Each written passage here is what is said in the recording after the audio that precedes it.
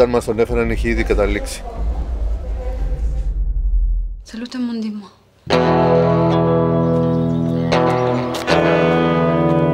Μετακομίζω εδώ. Τι καλά.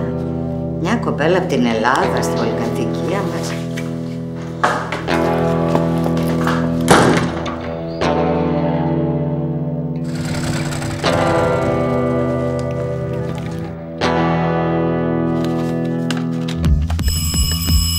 Σήμερα κουτζίμι δεν είναι σπίνου γίγαν. Μόνο με interesó η εκδημία. Σε ψετή μου και σούμπος. Sa pamilyang ito, Tagalog lang ang salita natin. Παράτα με ρε!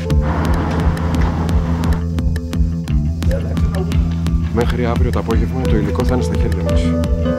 Αυτά μόνο μπορούσα να δω. Άνοιξε και θα φωνάξω την αστυνομία να σας μαζέψει. Alam mo, ikaw ang dahilan sa nangyari.